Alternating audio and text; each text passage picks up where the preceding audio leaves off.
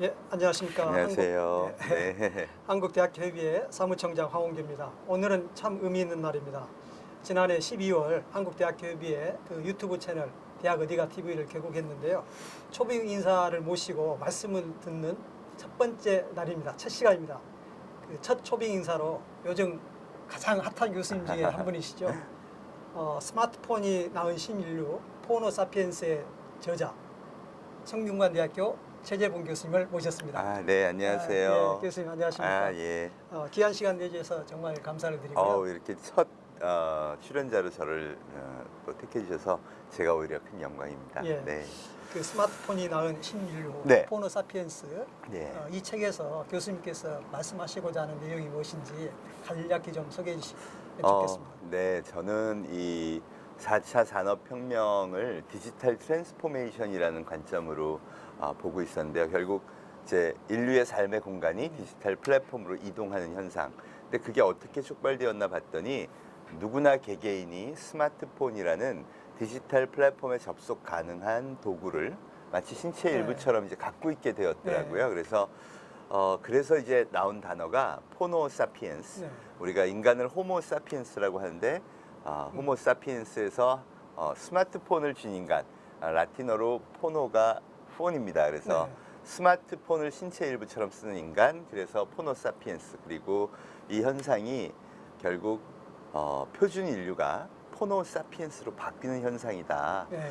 그렇게 제가 책을 써서 막 이제 얘기를 하고 있었는데 이번 그 코로나 사태로 대부분의 사람들이 이제 언택트, 그러니까 오염을 피하기 위해서 아무도 접촉하지 않고 살려고 하다 네. 보니 저절로 이제 강제로 그러니까요. 어떻게 네. 되면 재택근무도 하게 되고요. 네. 집에서 애들은 학교 안 가고 교육도 받게 되고 강제로 이 디지털 플랫폼에 올라타게 되면서 포노사피엔스 문명을 지금 경험하고 있는 게 아닌가 이렇게 생각을 합니다. 그런 점에서 보면 우리 네. 최 교수님께서 상당히 예견력이 있으신 것 같습니다. 그런가? 아니, 그냥 네. 지금 현재 그 글로벌하게 변하고 있는 경제 트렌드를 봤더니 네. 확실하게 이제 그런 쪽으로 변화하는 것 같아서 얘기를 했는데 확실히 이번 팬데믹 쇼크가 우리 사회를 디지털 사회로 바꾸는데 이 강력한 가속을 하는 그 역할을 하는 건 맞는 것 같습니다. 예. 네. 사실 그 교육의 의미를 생각하면 이제 교육은 지금도 이제 행복해야 되지만 네. 또 이제 앞으로의 세상, 앞으로 이제 살아갈 그 세상을 또 어떻게 준비하느냐. 맞습니다. 이게 또 교육의 중요한 네, 네. 그 목적과 사명이기 때문에 맞습니다. 그런 점에서 보면 우리 최 교수님의 그런 예견, 네. 이건 굉장히 그 교육에도 많은 네. 그 시사점을 준다고 생각을 합니다. 네. 특히 말씀하신 것처럼 2020년 네. 상당히 그 2020년 이게 상징적인 해인데 그렇죠. 의외로 이게 전혀 예상하지 못한 코로나 팬데믹 사태가 찾아왔어요. 네. 그래서 이 앞으로의 세상은 이 전대미문의 이 코로나 팬데믹 사태를 맞아서 비포 코로나와 애프터 코로나가 네, 그런 이렇게 얘기 나올 많이 것이다. 하죠. 네. 이렇게 얘기를 하고 있는데요. 네. 우리 이제 교수님께서는 이 4차 산업혁명기의 어떤 시스템 변화가 필요하다. 네. 이게 굉장히 강조하신 것 같아요. 네. 그런데 이제 우리 교육과 관련해서도 특히 이제 그렇죠. 고등교육, 대학교육 네, 네, 이렇게 교육 체제 전반에 대해서 이제 말씀해 주실 부분이 있으실 것 같은데 네. 오늘 이 부분의 말씀을 집중적으로 듣고 싶습니다. 네. 사실 이 코로나를 겪으면서 우리가 그동안 준비해왔던 교육 시스템에 굉장히 많은 문제가 있다라는 것을 네. 사실 실감하게 됐죠. 네. 뭐 대학도 마찬가지지만 네. 특히 중고등학교 같은 네. 경우는요. 온라인 수업이 준비가 전혀 전혀 안 인프라도 됐죠. 그렇고 안 돼 있었고 선생님들도 경험이 없었고 한 설문에 따르면 20, 30대 우리 교원 선생님, 교사 선생님들한테 설문을 했더니 그분들 중에 60%가 온라인 수업을 해본 경험조차 네. 없었다고 이제 얘기를 했습니다. 그건 의미가 뭐냐면요. 우리는 온라인 수업은 안 할 거야라는 대전제에 우리나라 네. 교육의 표준이 네. 정해져 있었던 네. 거죠. 근데 실제로는요. 요새 아이들을 보면요. 혹시 일타 강사라고 들어보셨나요? 저는 못 들어봤습니다. 일타 강사가 엄청 인기 있는 네. 최고의 강사들을 얘기하는데요. 예. 학원에서 일타 강사가 인터넷 이제 접수를 받으면요. 보통 한 30만 명씩 등록을 한답니다. 한 강사요. 네. 그래서 일타 강사는 진짜 일타 강사는요. 네. 연봉이 100억이 넘습니다. 그러겠네요. 네. 그 이유가요. 네. 너무나 잘 가르쳐 준다는 네. 거죠. 그러니까 그 강의를 들으면 성적이 막 올라가요. 근데 이 학생들이 그걸 다 들으면서 자기 네. 성적을 올리고 있었는데 이번에 집에서 강의를 들으라 그랬는데 우리 담임 선생님이 나오시는 거예요. 그렇죠. 그러니까 담임 선생님을 학교에서 뵐 때는 뭐 이렇게 또 수업이 일어나는가 보다 그랬는데 이번에는 담임 선생님이 일타 강사하고 똑같은 형식으로 인터넷에서 강의를 하시잖아요. 그러니까 비교가 되죠. 비교가 되죠. 네.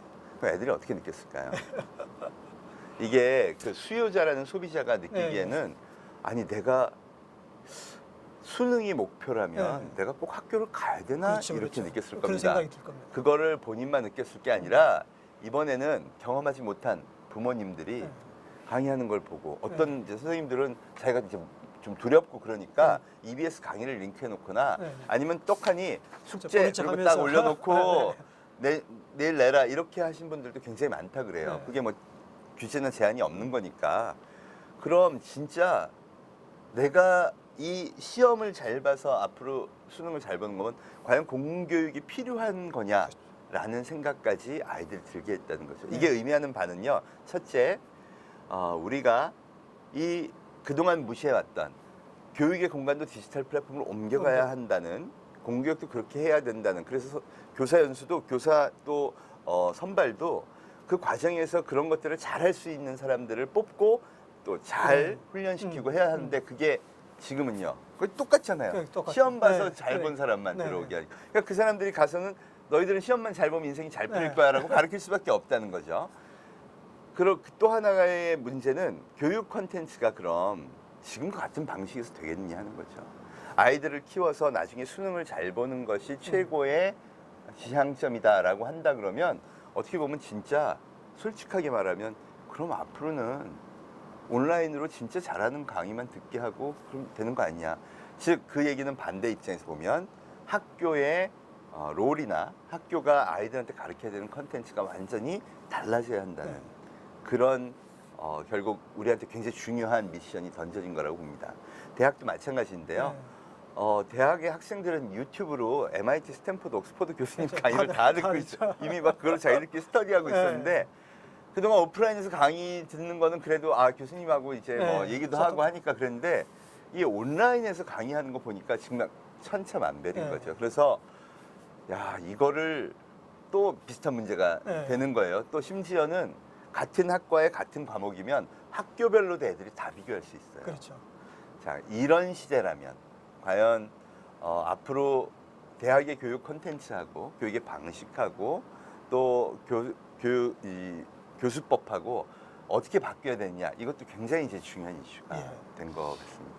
이번 계기를 통해서 네. 교수님께서 말씀하신 그 방향으로 이미 가버렸지 않습니까? 그렇죠. 이게 이제 되돌리기는 어려운 거고. 절대 되돌릴 수 예. 없습니다. 네. 그런데 이게 그렇게 앞으로 가야 되는데 네. 이게 이제 막고 있는 게 있는 것 같아요. 네. 그게 바로 이제 저는 이제 그 교육부의 네. 특히 이제 정부의 교육 제도가 여전히 2차 산업혁명기의 맞습니다. 틀에 네. 공장형 네. 학교 틀에 네, 네. 묶여져 있다. 네.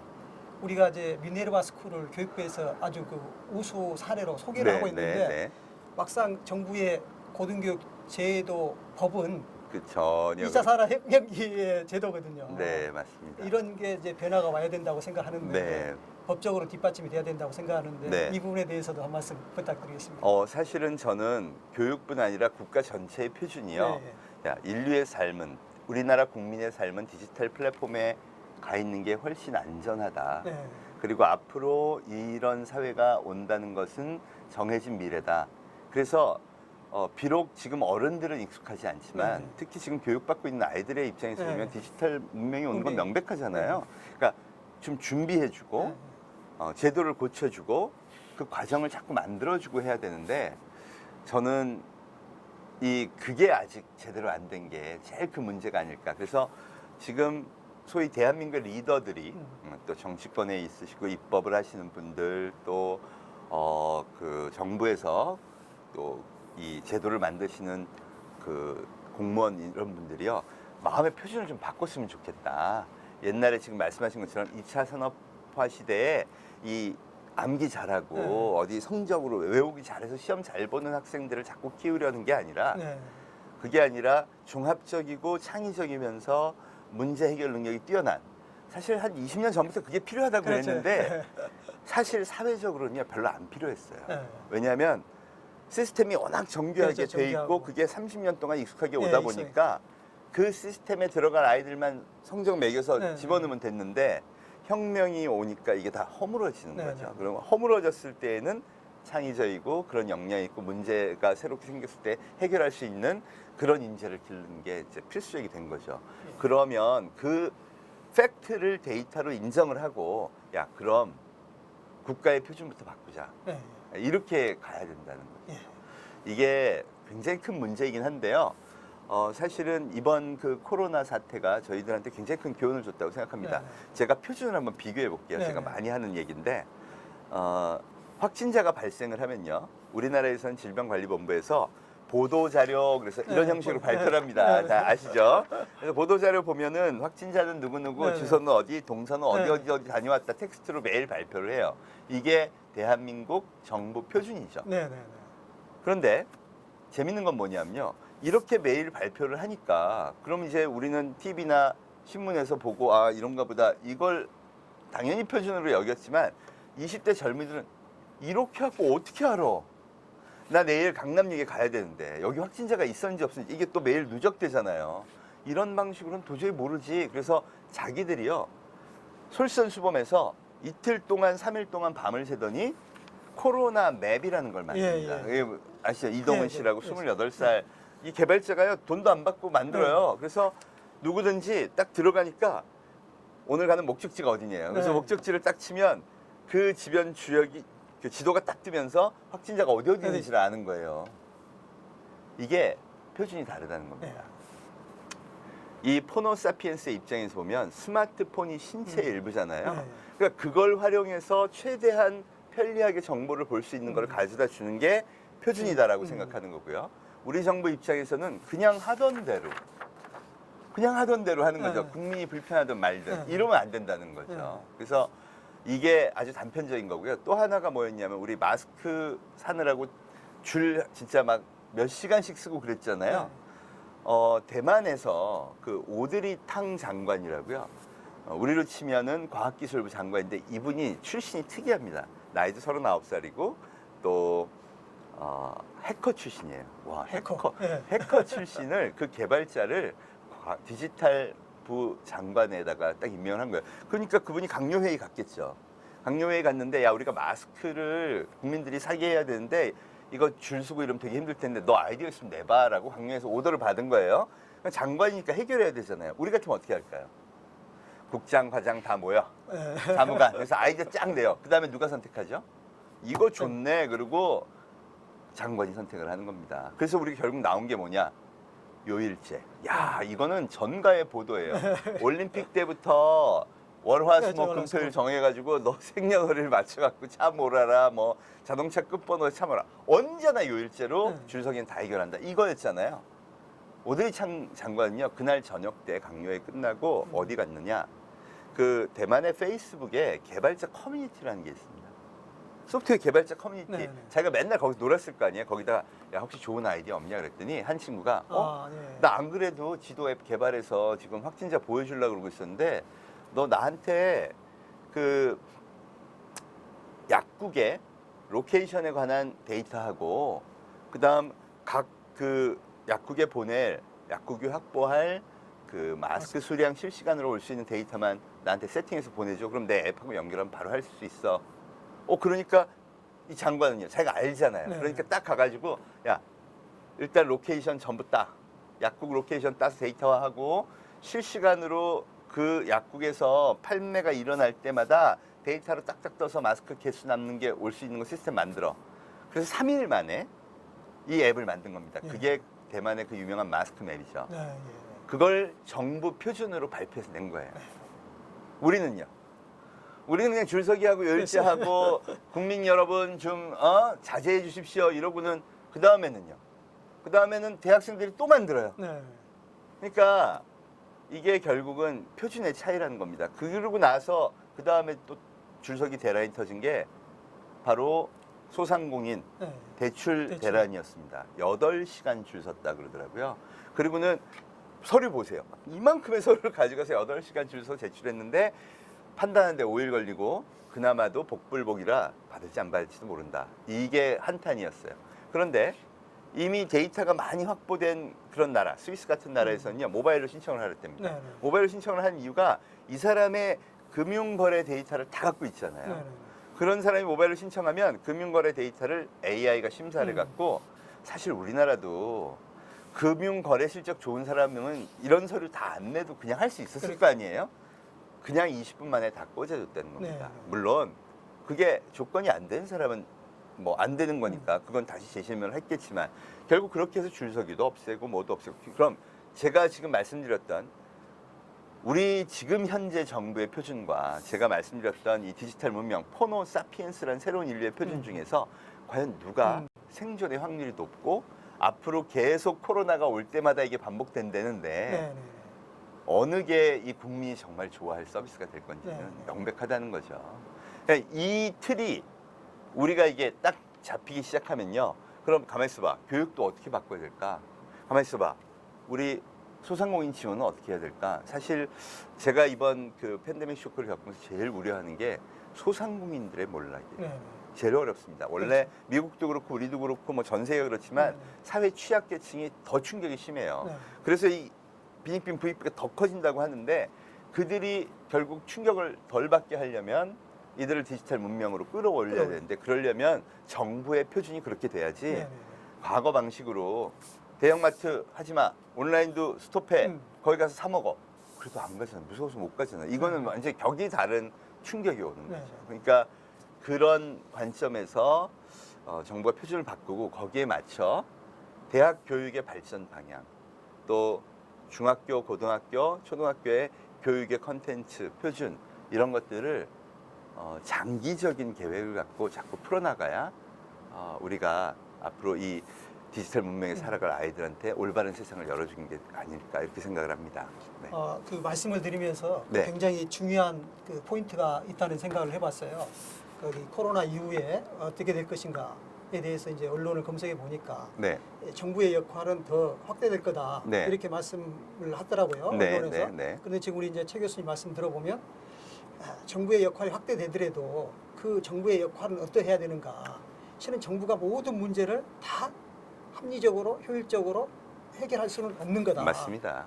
결국 그 포노 사피엔스 각 개인들이 주체성을 갖고 참여할 수 있도록 맞습니다. 해야 된다. 네, 그러니까 맞습니다. 모든 어떤 질 보장이라든가 이제 대학 규제라든가 교육에 대한 규제도 어떤 그 질적 보장을 정부가 스스로 하려고 하다 보니까 일정한 틀 속에 묶어두는 것이 아닌가 이렇게 생각이 돼요. 맞습니다. 그런데 개개인들에게 선택권을 주고 개개인들이 평가할 수 있도록 하고, 근데 그 개개인의 평가가 또 사회적 공감과 공유를 하게 되니까 그렇죠. 어떤 사회적 평가가 이루어지는 거 아니겠습니까? 그렇죠. 그런 측면에서 보면 이제 국가와 어떤 사회 각 개개인이 협력하는 그런 구조, 정부도 모든 의사결정을 혼자 하려고 할 것이 아니라 이제 오픈하는 거, 이것이 맞습니다. 굉장히 필요하다고 생각이 되네요. 맞습니다. 네. 이번에 사실은 이 공포가 발생하면요, 아주 정확한 데이터를 솔직하게 공개해야 그 공포가 사라진다고 해요.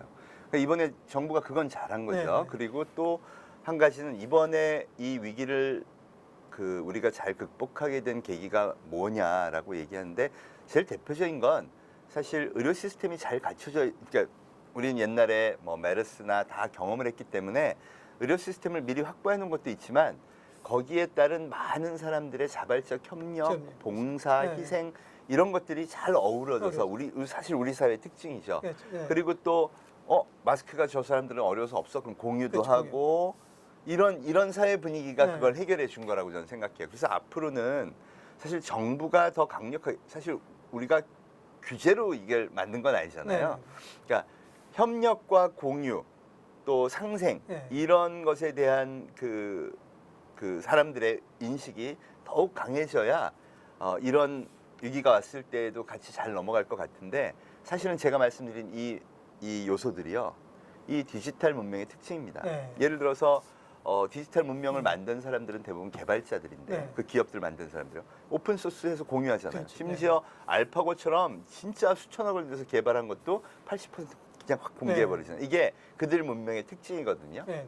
그래서 저는 이 디지털 플랫폼을 기반으로 공유를 하거나 뭘 하거나 뭐 기부를 하거나 뭘 하거나 하는 건요, 사실 마음만 있으면 되게 쉽습니다. 근데 오프라인 중심으로 그걸 하려면요, 가야죠, 그렇죠. 뭐 해야죠, 컨택트 해야죠 하니까 이게 쉽지 않은 거예요, 네. 사실. 그래서 저는 기왕에 이렇게 네. 된 거, 정부가 역할을 늘리는 건 좋지만 디지털 플랫폼을 기반으로 가는 사회를 지향해 놓고 네네. 그러면서 정부의 역할을 넓혀준다 그러면 적은 비용으로 많은 사람들한테 혜택을 줄 수 있을 뿐 아니라 특히 우리가 우려하고 있는 이 사회 취약계층이 어려워지는 것들을 좀 더 완화시킬 수 있는 방향으로 가지 않을까 이렇게 생각을 합니다. 그게 또 향후에 좋은 일자리를 만드는데도 크게 기여할 거로 보고요. 예, 예. 네. 그 교수님께서 쓰신 그 책에서 네. 이제 이 소비자와 생산자 문제가 얘기가 됐더라고요. 네. 그러니까 지금 우리가 이 스마트폰 세대들이 계속 뭐 보기만 하고 남들이 네. 생산해 놓은 것을 네. 그냥 보기만 하고 소비만 하는 그런 사람들인가. 네. 이제 이렇게 생각하기 쉬운데 아니다. 아니죠. 네, 생산자가 될 수 있다. 네, 이제 맞습니다. 그런 점에서 보면은 교육이 바로 생산자를 만들어내는 것이다. 그렇죠. 대부분의 학생들을 소비자로 만드는 것이 아니라 대부분의 학생들을 생산자로 그렇습니다. 만들어낼 수 네. 있다. 그런 네. 점에서 보면 이제 우리 교육이 좀 적극적으로 변해야 되지 않나. 맞습니다. 우리 교육 체제 안에 안타깝게도 어떤 소열적 구조가 있고요. 네. 특히 이제 대학도 우리 이제 고등학생들 만나 보면 어떤 유명 대학에 입학하지 못하면 마치 자기의 모든 인생이 앞으로의 인생이 실패할 것처럼 생각하는데 네, 네. 우리 교수님의 그 책을 읽어보면 아니다. 네. 진짜 실력이 중요하다. 맞습니다. 맞습니다. 뭐 이런 생각을 하게 됩니다. 네. 그 부분에 대해서도 우리 한 말씀해 주십시오. 네. 사실 전 이렇게 생각합니다. 지금의 방식으로 공부를 잘하는 학생들 네. 여전히 필요하죠. 여전히 필요한데 그 시스템은 점점 축소될 수밖에 없는 시스템이에요. 반면 새로운 생태계가 크게 이제 커지고 있어요. 거기는 기준이 달라요. 네. 예. 공부 잘한다고 다 되는 게 아니거든요. 그러니까 그걸 우리가 인지하고 할 필요가 있는데 제일 대표적인 게 우선 방송입니다. 방송에. 예. 작년에 조사를 했더니요. 이제 뭐 예를 들면 KBS가 2002년도에는 7,300억의 광고 매출이었는데요. 작년에는 3,000억 이하로 내려왔어요. 야, 2분의 1. 네, 거기다가 2019년 1,300억 적자였습니다. 그 오죽하면 사장님이 야 우리 이대로 망하는데 KBS 망하게 될 수는 없지 않냐 그러면서 국회에 가서 시청률 좀 올려달라 그랬어요. 시청률. 네. 근데 못 올려주는 네. 이유가 있는 게요. 작년에 1,000명, 대한민국 국민 1,000명한테 네. 설문을 했습니다. 저녁 7시 후에 어떤 매체를 보십니까? 그랬더니 56.7%가 유튜브를 본다고 유튜브로. 대답을 했죠. TV를 보는 사람은요. 케이블 TV 지상파 합해도 그래 봐야 27%더라고요. 4위는 또 넷플릭스예요. 네네. 그러니까 이게 무슨 얘기냐면 심지어 TV를 본다고 대답한 사람은 대부분 50대 이상이었다. 네. 이런 결론이 나와 있더라고요. 네네. 그 얘기는 앞으로는 더더욱 안 본다는 네. 거거든요. 그럼 누가 바뀌어야 됩니까? 지상파의 역할이 축소돼야 되는 수밖에 없는 거예요. 왜? 네. 국민이 소비하는 표준이 바뀌었으니까요. 예를 들어서 은행에 안 가고 전부 스마트폰 뱅킹을 해요. 그럼 지점을 줄여야지. 계속 TV로 은행은 꼭 가셔야 됩니다라고 홍보할 수는 없는 거 아니에요. 그죠? 네.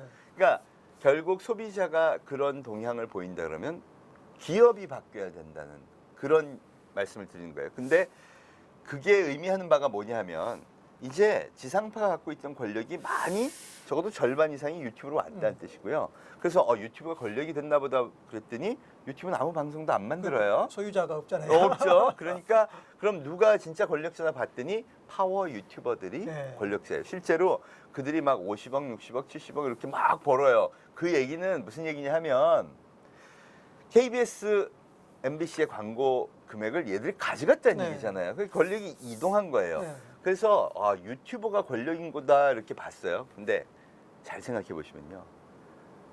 지상파는 소비자를 두려워하지 않습니다. 네. 자기가 뭐라고 생각하냐면 원래 옛날에는 이제 TV가 진짜 그런 역할을 했죠. 계몽의 대상이다. 네.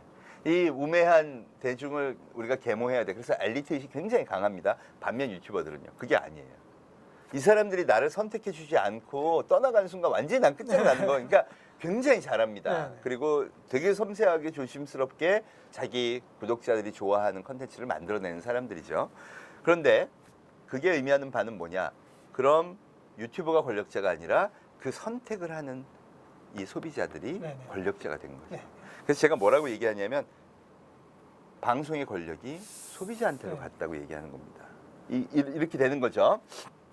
그러면 새로운 일자리가 어떻게 되는 거냐? 옛날에는 연예인이 되거나 자기가 방송국을 만들거나 하려면요, 무조건 방송국에 입사해야 돼요. 그래서 그 경쟁률이 치열하니까 그렇죠. 뭐라 그러죠?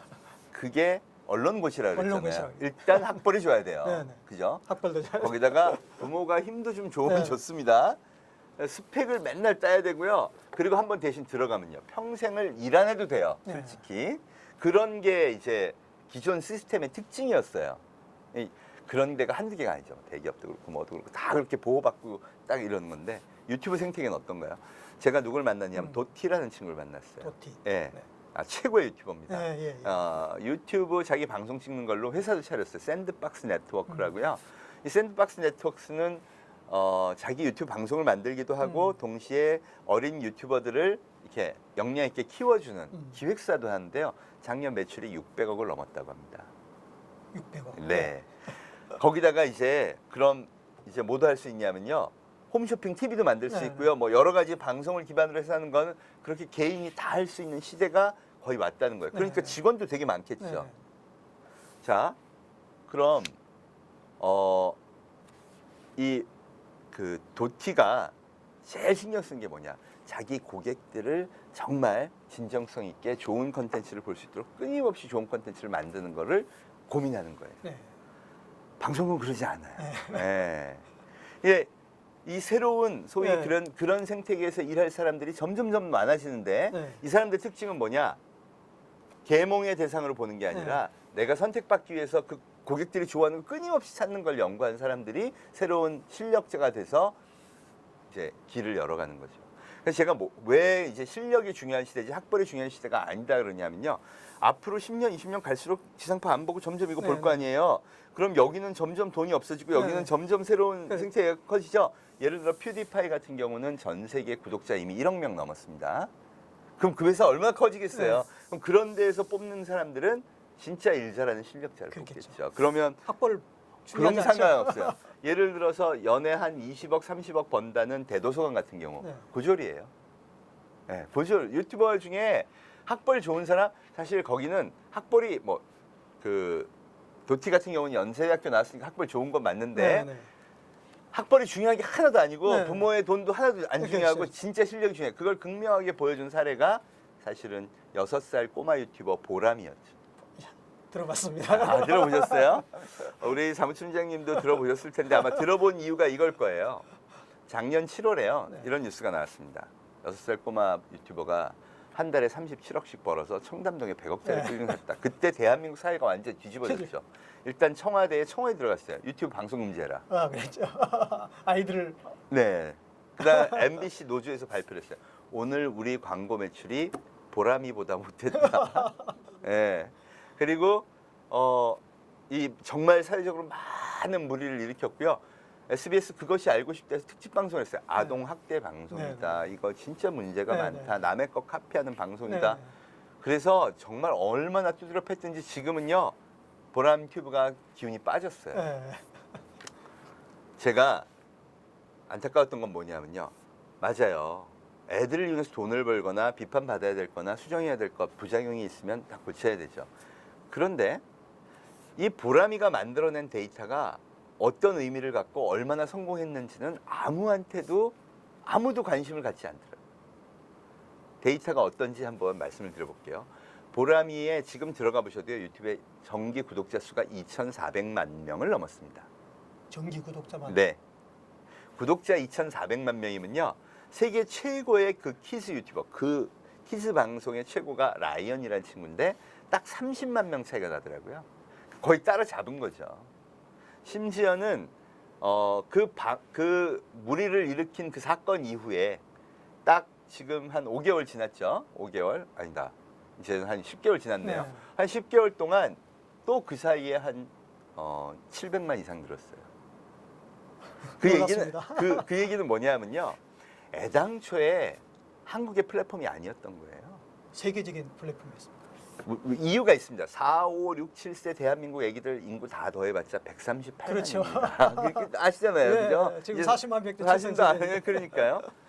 그럼 다 들어도 138만인데. 그래서 뭐 도티 같은 친구 슈퍼 그 이제 뭐 유튜버라 그래도 250만, 300만 뭐 이 정도밖에 안 돼요. 근데 어떻게 그렇게 되지? 95%가 해외 아기들이 보고 있었던 네. 거예요. 그러니까 그 얘기는 뭐냐면 글로벌 아역 스타였어요. 네. 심지어 얘는 다 한국말로 해요. 한국말로 하는데도 네. 예. 아니 한번 그냥 이렇게 생각해 보세요. 우리나라 6살 꼬마 아기가 방송을 하면 네. 전 세계 2,400만의 아기가 본다. 네. 그럼 대한민국 대통령이 만나서 야, 너 정말 고맙다 이렇게 해줘야 되는 거 아니에요? 왜냐하면 대한민국의 문화, 놀이 모든 것들을 보여주는 거잖아요. 맞아요. 너무 위험하게 하지 마. 너무 그렇게 하면 안 돼. 이렇게 해줘야 하는 거는 그 언론이 해서 비판해서 고쳐야 될 일이지만 걔가 그 정도의 파워를 가졌다 그러면 잘해줘야죠. 심지어 많은 인기 영상들은 5억 회가 넘어요. 네. 아니 대한민국에 애들이 얼마나 재밌게 노는지를 5억 명이 바라보고 있다는 것 자체가 우리나라의 브랜드 파워를 올리는데 큰 역할을 하는 거잖아요. 아무도 그 얘기를 안 하더라고요. 제가 그래서 참 치사하다 그랬어요. 네. 왜 치사하다 그러냐? 우리나라 지상파에서 하고 있는 방송 중에 애기들 방송은 TV 유치원이라고 있습니다. 들어보셨죠? 시청률 0.4%예요. 0.4%. 애국가가 3%입니다. 그럼 0.4%면 애들이 혹시라도 나오면 놀라서 트는 거예요. 어우 저게 왜 나와? 이게 누가 만드는 거예요? 억대 연봉 받는 PD들이. 네. 예? 자기들이 생각할 때 진짜 이건 애기들을 위해서 필요하고 계몽을 하기 위해서 막 만들어요. 예. 근데 애들은 안 봐. 보람이 보고요, 디즈니 보고요, 다 그냥 자기들이 골라서 봐요. 수십억의 연 예산이 투입돼서 그걸 만들어요. 네. 그럼에도 불구하고 자기들은 그게 옳다는 거예요. 네. 아무도 안 보는데. 이게 제가 지금 대한민국 사회의 문제라고 생각하는 겁니다. 왜? 저는 그때 깜짝 놀랐어요. 아니, 라이언이라는 친구는 이미 공식적으로 1년에 300억 이상을 벌어요. 그럼 보람이도 그렇게 벌어도 되는 건데 왜 보람이는 벌면 안 되고 그걸 심지어 청원에서 못하게 해야 되고 KBS의 시청률을 전 국민이 납부하는 건 괜찮다고 여기는 걸까? 왜 우리는 디지털이거나 지금의 시스템을 깨려고만 하면 전부 난리가 나서 막 극렬하게 말리는 걸까? 네. 저는 그게 뭐라고 생각했냐?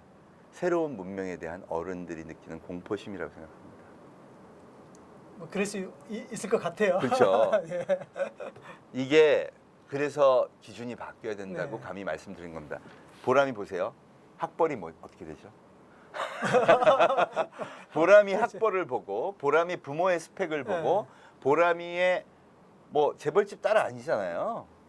그럼 결국 그거 딱 하나 모든 전 세계 2,400억 그게 뭔지를 분석해야 사실은. 그래서 우리 아이들한테 가르쳐 줘야 되는 거예요. 야, 전 세계에서 최고의 아역스타가 되려면 일단 어떤 것이 필요해를 전문가들이 보고 분석해서 그걸 가르쳐 주고 예를 들어 비판을 그만큼 쏟아냈으면 그거에 준하는 만큼의 성공의 비결을 찾아내 가지고 우리 아이들의 미래는 여기 있구나라고 만들어야죠. 네. 그 보람이 같은 프로들이 많이 생기면 거기에 그런 실력 있는 아이들이 많이 생길 거 아니에요. 요새 그런 유튜브 그 키즈 유튜버들은요.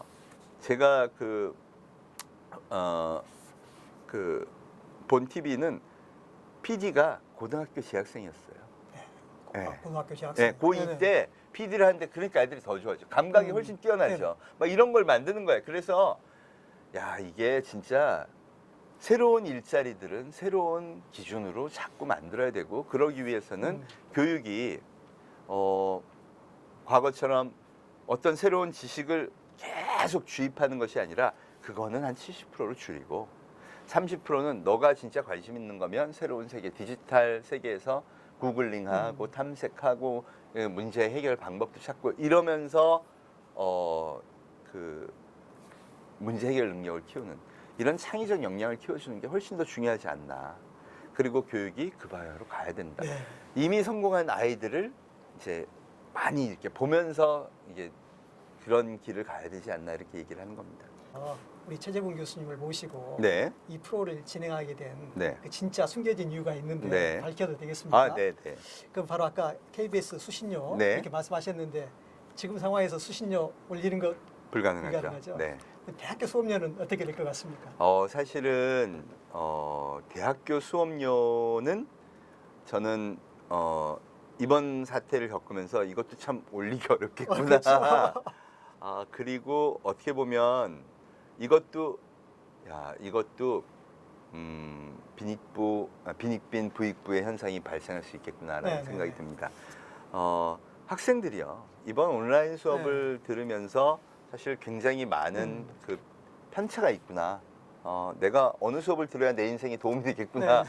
이런 것들을 막 사실 다 느꼈을 거 아니에요. 그리고 불가항력적으로 모든 클래스의 그 강의 컨텐츠가 전부 다 영상으로 제작돼 가지고 다 공유하게 됐고, 네. 이 학생들이 전부 포노사피엔스잖아요. 네네. 그럼 이렇게 되는 겁니다. 카톡으로 야, 우리 교수님 강의 한번 봐봐. 네. 뭐 이런 게 막 돌아다닐 거예요. 네네. 지금 난리도 아닐 거예요. 저희 성대가 이번에 뭐 온라인 인프라는 되게 잘했다고 하지만 사실 첫 주 수업 끝나고 학생들 불만이 2,000건이나 올랐습니다. 2,000건. 예, 뭐 다른 제일- 데는 말도 못하겠죠. 제일 먼저 일찍 선제적으로 준비를 한 성대 네, 같은 성대에서. 경우도 마찬가지입니다. 우리 서버 다운도 없었고요. 네네. 거의 그럼에도 불구하고 그게 올라왔다는 건요, 이 인프라의 문제보다 더 중요한 문제가 뭐냐면 강의 컨텐츠의 컨텐츠. 문제가 네. 이제 부각되기 시작하는 거예요. 아이들이 익숙했던 진짜 훌륭한 좋은 그 영상 콘텐츠들을 많이 보고 있는데, 교수님 이게 웬일이에요? 막 이렇게 되는 거죠. 그게 결국 그럼 내가 진짜 이 뭐 고등학교도 마찬가지지만 이 수업료를 내고 학교를 다니는 게 의미가 있나? 네네. 그럼 옛날에는 이제 그렇게 해서 넌 학위가 필요하니까 하는 거야 라고 이제 위안거리를 삼았다면, 야, 앞으로 실력이 중요한 사회가 된다면서 그러면은 이거 꼭 굳이 해야 돼? 특히 이미 그렇게 된 데가 있습니다. 개발자들이죠. 개발자. 프로그래머요. 예. 실제로 구글이나 뭐 아마존이나 이런데 그 핵심 개발자, 많은 개발자 중에 30%는 고졸이라 그러고요. 이번에 카카오가 이미 그렇게 했죠. 네. 이력서를 안 받아요. 너의 스펙, 학교 직원- 아무것도 필요 직원 없어요. 채용할 때. 네. 예. 개발자 뽑을 때 음. 그냥 이 프로그램 해보세요. 그러고 그 주어진 시간 내에 자기가 프로그램을 쫙 코딩을 하는 겁니다. 네네. 그러면 솔직히 그 개발자 그 라인에서는요, 얘가 코딩에 어떤 걸 쓰는 것만 딱 봐도 얘가 실력이 되는지 아닌지 금방 판단한대요. 세계 5대 기업이라는 애플, 구글, 아마존, 뭐 마이크로소프트, 페이스북 이런 데서도요, 사실 물론 뭐 어떤 교육을 받았느냐 이거 스펙도 중요하지만 이미 10번 이상의 인터뷰를 해서 뽑으면 됩니다. 10번 이상이. 네. 네. 과거에는 그게 한 5번이었는데 이번에 12번까지 12번. 막 늘렸대요. 10번, 12번. 이유가 진짜 실력자를 뽑겠다는 거죠. 진짜 실력 있는 네, 거지. 네, 네. 너 스펙만 있는 거 아니야? 하도 많이 당해봤으니까 아는 거죠. 대신 그렇게 해서 뽑히면 초봉이 20만 불, 우리 20만 돈으로 불. 2억 4천 이상이 네. 되는 거예요. 그러니까 앞으로의 교육은 어떻게 되느냐면 진짜 실력 있는 사람을 만들어줘야 된다는 거죠. 근데 그 실력이 어떻게 해서 만들어지는 거냐? 그걸 우리가 이제 많이 얘기하는 게 미네르바 스쿨이나 네. 에꼴 42 네. 이런 걸 들죠. 그 에꼴 42 같은 경우 보면 교사도 없고 수업도 없잖아요. 예, 타픽만 딱 주고 문제 해결하라. 네. 즉 문제 해결할 수 있는 프로젝트 이 협업하고 네. 또 프로젝트를 해결할 수 있는 역량이 있느냐를 자꾸 보겠다는 거고요. 미네르바 스쿨도 캠퍼스가 없으니까 네. 온라인으로 협업해서 실제 그 기업의 실무 문제 그거 해결 능력이 있느냐 이거를 본다는 네. 거거든요. 그러니까 우리가 지향해야 될 지금 교육하고 있는 게 하나도 안 중요하다는 게 아니라 그것도 중요하지만 상당 부분을 축소하고 이런 부분 지금 혁신적으로 일어나고 있는 교육의 네. 컨텐츠들을 자꾸 담아내야 된다고 생각합니다. 그리고 그것들이 이제 공유돼야 되겠죠. 맞습니다. 뭐 특정 학생들만, 특정 대학에 다니는 학생들만, 특정 교수님의 그 강의를 듣는 학생들에게만 그런 기회가 주어질 것이 아니라 네, 사실 원하는 모든 학생들에게 맞습니다. 또 뭐 학생들이 아니더라도 일반인들에게도 네, 뭐 중고등학생들도 아. 자기가 듣고 싶으면 네, 맞습니다. 듣고 그 들은 게 또 인정받고. 그래서 사실 이렇게 하면 제일 좋은 거겠죠. 우리 뭐 K무크 같은 것도 있지만 그러지 말고 예를 들어서 뭐 성균관 대학하고 저기 뭐 지방에 있는 어느 대학하고 협업을 맺어요. 네. 협약을 맺고 나면 거기 있는 학생들은 성균관 대학교 과목을 그냥 온라인으로 들을 수 들어서 있고. 그냥 할 수 있게 해주는 거죠. 네네. 그렇게 되면 이거 이 학교에서도 괜히 뭐 새로운 거 막 하느라고 교수를 막 거기다 뽑는 게 아니라 이 학생들을 데리고 그럼 거기서 배운 지식을 가지고 프로젝트 하는 거를 자꾸 지켜봐주고 그렇죠, 도와주고. 그 개발해주고 이런 새로운 컨텐츠 만드는데 교수 역량을 쓸 수 네네네. 있으니까 윈윈하는 거죠. 그렇죠, 그렇죠. 근데 이게 왜 어렵냐? 이게 왜 어렵냐 하면요. 첫째는 이 원격 진료에 관한 의사하고 비슷한 현상이라는 그렇죠. 겁니다. 그죠?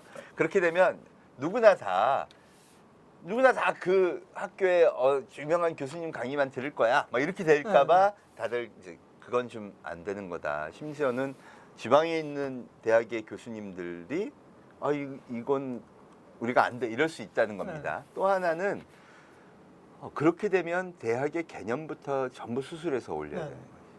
그런데 10년을 길게 본다면 이건 막을 수 없는 트렌드가 네. 되지 않나 싶어요. 성대에서 이런 일이 있었는데요. 이 인공지능 공부를 하고 싶어하는 학생들이요. 그룹 스터디라는 거예요. 근데 그 강의 내용이 뭐였냐면 앤드루 교수, 스탠포드 대학의 그 진짜 실무 잘하고 그런 교수님의 강의를 갖다 놓고 지들끼리 스터디를 하면서 막 공부를 한 거예요. 숙제 내주는 것도 풀어보고. 아무도 안 봐주니까 이게 좀 그렇잖아요. 그래서 이 당돌한 애들이요. 우리 총장님을 찾아갔습니다. 총장님이 소프트웨어 하시는 분이거든요. 그러니까 총장님한테 총장님 이거 가지고 수업을 개설해 주시면 안 되겠습니까? 말하자면 이런 거예요. 딱 그 에꼴 42와 무크를 합하자는 거죠. 강의는 이걸로 듣고요. 그렇죠, 숙제는 선생님이 내줘라. 한번 해보자고 실험적으로 해봤어요. 물론 여러 문제점이 드러나기도 했지만 만약 이게 앞으로 이런 식으로 진행된다면 정말 사실 저도 기계과지만 기계과에서 이거 가르쳐야 되는데 이거를 꼭 옛날 방식으로 가르쳐야 되나 하는 게 되게 많아요. 뭐 칠판에 쓰는 것도 아니니까 디지털로 수업해놓고 너희들이 인공지능이 내는 문제 풀어가지고 학점 따가라. 그러니까 꼭 암기해서 알아야 되는 지식에 관한 거는 잘 이해했는지는 그걸로 따가고 그건 교수가 가르치지도 않아. 이런 과목들도 심리전은 만들어져야 되고 다른 것들은 새롭게 만들어지는 과목들은 너희가 이거를 듣고 지식을 확보한 친구들은 이 팀에 합류해서 한 학기 동안 예를 들어서 우리 노년 계층이 원격 진료를 활용할 수 있는 최적의 방안을 만들어내는 프로젝트를 시행한다.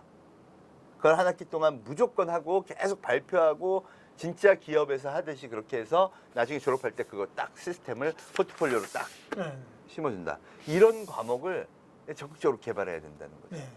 이게 사실은 누가 하고 있는 거냐? 미네르바 스쿨이 하고 있는 겁니다. 네.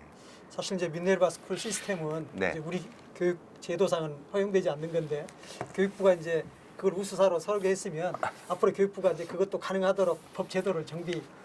네, 맞습니다. 저는 그래서 한꺼번에 할 수 없을 것 같아요. 한꺼번에 할 수 없을 것 같고. 단계적으로.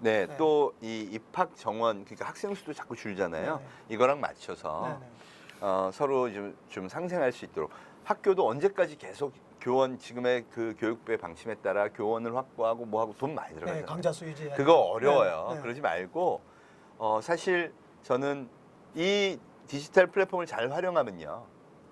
내가 지역이 어디에 있든 어느 대학교에 가든 똑같은 퀄리티의 교육을 받을 수 있다라는 그런 새로운 세계가 열리는 거라고 진짜 생각합니다. 평등한 교육의 기회가 제공되는 거 아닙니까? 맞습니다. 제가 진짜 깜짝 놀란 게 뭐였냐면 이 진도현 군이라고 드론 천재라고 불리는 초등학생이 있어요.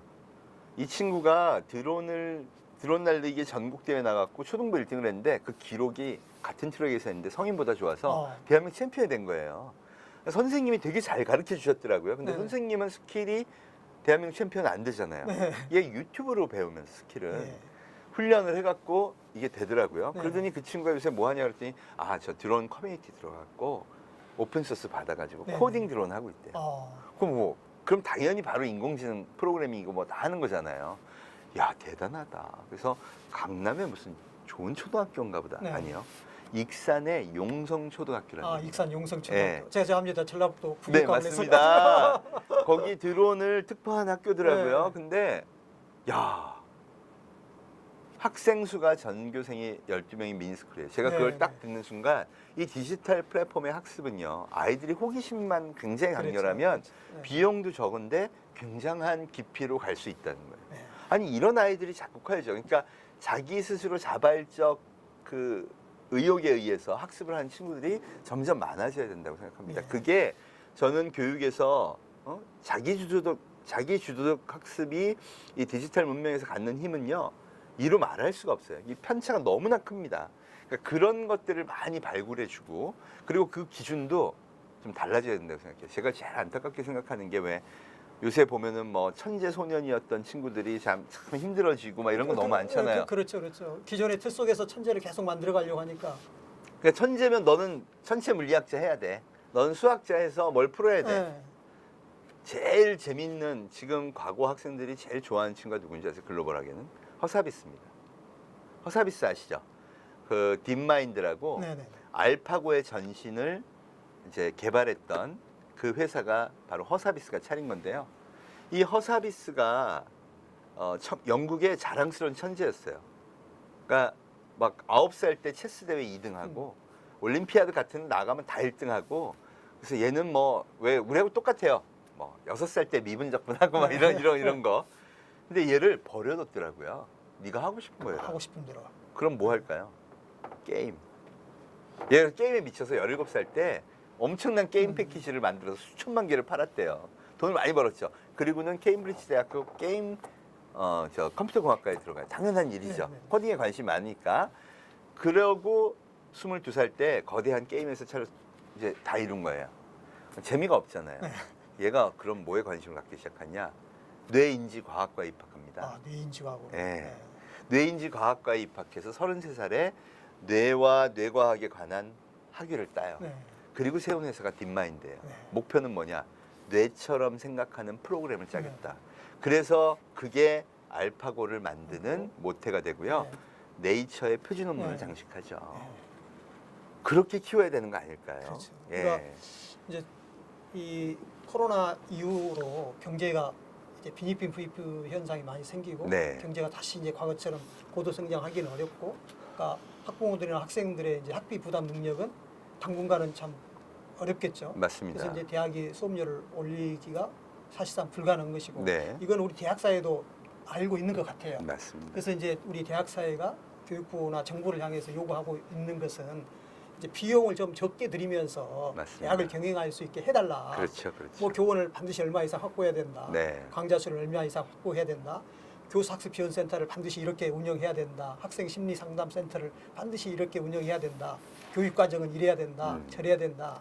이런 좀 규제를 풀어주면 대학이 이제 공유해서, 네. 실제로 우리 고등교육부에 보면 이제 그 교육과정 공동 운영이 있어요. 그렇죠. 그들과 대학 간 협약에 의해서 공동 운영할 수 있게 두고, 그 질에 대한 평가는 결국 이제 시장에 학생들에 맡기면 맞습니다. 자연스럽게 될 것이 아닌가, 이런 생각이 좀 듭니다. 아, 저도 적극 찬성하는 바입니다. 네. 그러니까 사실 표준을 바꾸게 되면 디지털로 서로 공유하고, 왜 개발자들이 오픈소스 공유하는 거 똑같아요. 네. 지식은 공유하는 거다 하는 게 이 밀레니얼 세대, Z세대의 특징이거든요. 네. 그럼 우리가 강의 콘텐츠들도 좀 같이 공유하고 네. 그걸 통해서 더 나은 혁신을 먼저 가는 데들이 결국 선택을 받겠죠. 네. 학생들의 또 그 학생들이 야, 여기 가니까 진짜 좋아. 네. 그 거기 나온 친구들은 또 좋은 직장에 막 들어가고 창업도 잘하고 그러면 네. 결국 그게 각광을 받을 거예요. 그러니까 네. 그걸 목표로 해서 그거를 대학의 발전 지표로 삼아서 글로 향할 수 있도록 해주는 게 저는 정부가 해야 될 일이 아닌가. 예. 어제 우리 대학교협의회에서 네. 그 의미 있는 모임이 있었습니다. 아, 네. 그게 바로 이제 전국 총학생회, 각 대학별 총학생회 네. 대표들과 네, 네. 이렇게 만났거든요. 네. 이제 만나면서 학생들은 이제 등록금 환불 아, 요구를 당연히 해요. 그럴 수 네. 있죠. 네. 그러면서 이 대학 재정이 코로나19로 인해서 무슨 이익이 생긴 게 아니다.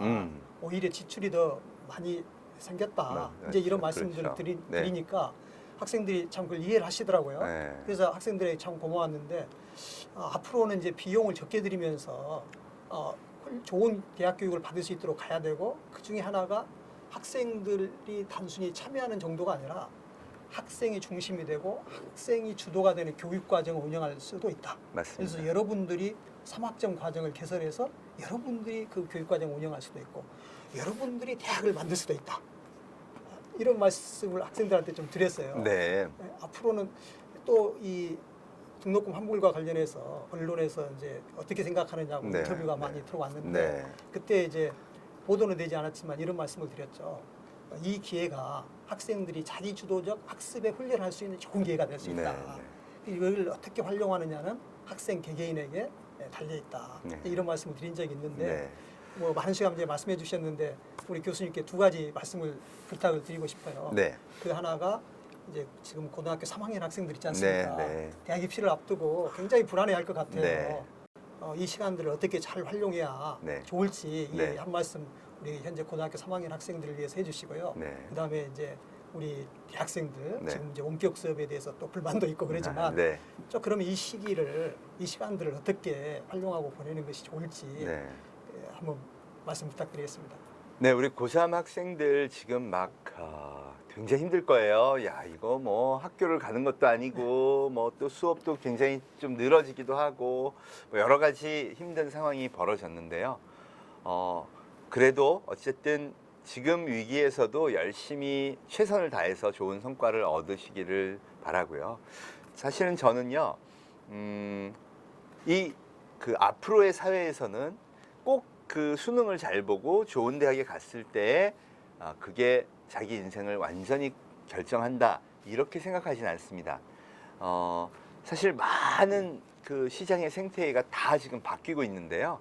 그러다 보니까 성공의 기준도 또 기업에서 중요하다고 생각하는 인재의 기준도 많이 바뀌고 있어요. 그러니까 나는 성적이라는 건 사실 줄 세우기니까 어쩔 수 없어요. 내가 공부가 내 머리하고 잘 안 맞을 수도 있어요. 그런데 다른 재능들이 이제는 많이 필요한 시대가 정말로 다가오고 있으니까 그런 것을 탐색하고 시간 낭비하지 말고 내가 뭔가 이 새로운 길을 찾는 일도 열심히 했으면 좋겠고요. 두 번째가 우리 뭐였죠? 대학생들. 네. 우리 대학생들도 마찬가지입니다. 여러분이 아주 대표적인 G세대죠. 1995년 이후에 이 G세대는요. 사실은 포노 사피엔스의 대표 세대들입니다. 그래서 저는 제 책을 보고 포노 사피엔스는 아니 상식을 뭘 이렇게 책으로 길게 써놓냐고 이런 얘기도 심지어는 하더라고요. 요새 보면요 유튜버 생태계도 되게 커지고 그 유튜버가 심지어는 이제 방송을 하면서 물건을 파는 소위 미디어 커머스까지 진출을 했고요.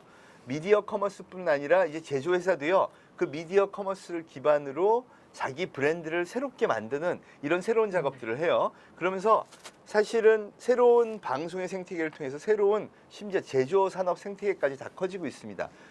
여기서 필요한 인재들은 뭐냐면요. 그런 분야의 경험이 굉장히 많은 사람들이에요. 너가 영어 점수가 몇 점이니? 너는 어디서 뭐 해외 연수를 얼마나 갔다 왔니? 이런 스펙들이 아니라 진짜 프로젝트를 해본 경험이 있는 친구들을 원하고 있다는 겁니다. 그래서 그런 걸 많이 해보세요. 특히 이 시대에 진짜 필요한 게 뭐냐면 엔지니어도 필요하고 프로그래머도 필요하고 빅데이터 어널리스트도 필요하고 또 그걸 진짜 잘하려면 인간의 마음을 잘 읽는 심리학 하시는 분, 사회학 하시는 분 다 필요해요. 이렇게 여러 전문가들이 모여서 융합해서 뭔가를 도전해보는 거 이거 참 저는 굉장히 중요한 일이라고 생각하고 앞으로 여러분의 커리어 패스를 발전시키는데도 굉장한 역할을 할 거라고 생각합니다. 이번 코로나 때 왜 멋쟁이 사자처럼이라는 여러분 그 대학의 연합 동아리가 큰 역할을 했죠. 저는 이게 앞으로 교육에서 굉장히 중요한 이 역할을 할 그런 이 롤을 가진 하나의 그 사회 단체라고 생각을 합니다. 자발적으로 봉사해서 교육을 시키고요. 그리고 그 교육을 받은 사람들이 또 나도 거기에 맞춰서 사회에 또 기여하겠다. 이런 프로젝트에 인벌브해서 자기 경력을 개발하는 것 이거 굉장히 중요합니다. 너무 시험이다, 성적이다 여기에만 매몰되지 말고요. 새로운 이런 오픈된 프로젝트들을 많이 도전하면서 자기의 그 소위 말하는 문제 해결 능력을 키운다면 앞으로의 기업에서는 정말 여러분들이 많은 일을 할 수 있을 거라고 저는 생각을 합니다. 네. 예, 아유, 네. 교수님 감사합니다. 네, 감사합니다. 예.